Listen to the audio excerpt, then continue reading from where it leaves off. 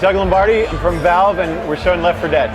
Left 4 Dead is a new game from Valve that's attempting to do for cooperative multiplayer gaming what Counter-Strike did for traditional multiplayer gaming.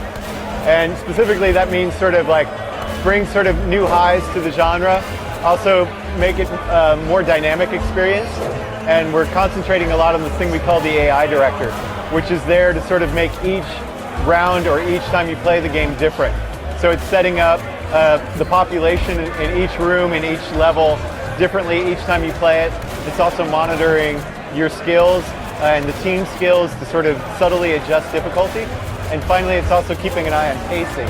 We found in playtesting that if players are exposed to combat for too long, they'll get this thing that we call battle fatigue, where they're just sort of sensory overloaded and they sort of need to put down the mice to get a break.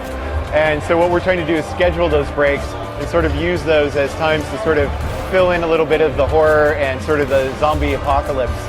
So there's two modes in Left 4 Dead. There's the survival campaign mode, which you play as one of 4 human characters that are immune to this virus that's broken out and turned everybody into mutants.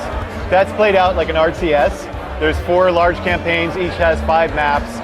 You can play that 1 to 4 players. Bots will fill in the other survivor modes depending on how many humans you have playing. Then we also have what we call deathmatch mode, where you can play 1 to 4 players on the survivor side or 1 to 4 players on the boss infected side. And in that mode, it's really different than traditional deathmatch games where basically you have 2 identical teams playing each other. In Left 4 Dead, the boss infected guys don't have any guns. All they have is their special mutant ability. So the smoker has this 50-foot tongue that he'll grab people and pull them and hang them out by. The boomer has this belly full of methane gas where he'll try to charge you and scare you into shooting him, and he acts as a human grenade. So what's neat about that is it's almost like a griefer's paradise, if you will, where folks that just want to go on a server and completely just wreak havoc and be disruptive, Left 4 Dead is their game, play as the boss infected, done. For us, we think that for this sort of next generation co-op game to be successful is that you almost have to beat players into submission to act cooperatively.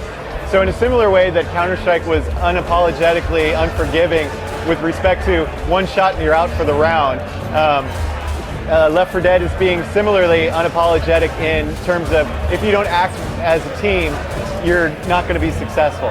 So if one player tries to go off rogue and says, oh, my team is being too slow, I'm just going to charge ahead, unless he is a super badass, he's going to get owned. And then there's more subtle sort of reminders or reinforcements of that cooperative play. Also, if he gets taken down in the street, for example, he'll be laying there and he can still shoot and use his weapon, but he can't progress until you come and revive him and bring him back up. You can also do more subtle things, like if you're doing really well and somebody needs help, you can toss somebody your health back. And there's a lot of other subtle things like that, just to sort of encourage teamwork and to get players acting more as a unit, unless it's just a bunch of Rambos who happen to be put on the same team together. A lot of Valve's success has come from being very open and supportive of the mod community. Counter-Strike came from the mod community, Dave Defeat came from the mod community, Team Fortress came from the mod community. So a lot of our employees, a lot of our properties came from that community. So with Left 4 Dead, we're obviously going to continue that tradition, and folks can count on an SDK coming out a few weeks after launch.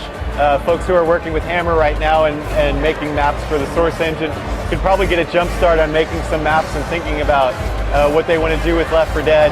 And then once the APIs come out for the AI director and populating those maps with the zombies and the boss zombies, they'll sort of have a jump on getting that stuff out there. The 360 version of Left 4 Dead is being built internally at Valve. We've sort of evolved to a point where we have a resident team, a resident version of the engine. And so for us, I think we've moved forward a long ways from Half-Life 1, which came out on the PC in 1998 and came out on the console, I think, in 2001. So I think we've evolved to not only have simultaneous launches, but also have games that were pretty much indistinguishable, and it's just a matter of which platform you want to play it on. Left 4 Dead is a new co-op survival horror game from Valve, coming to the Xbox 360 and the PC this fall.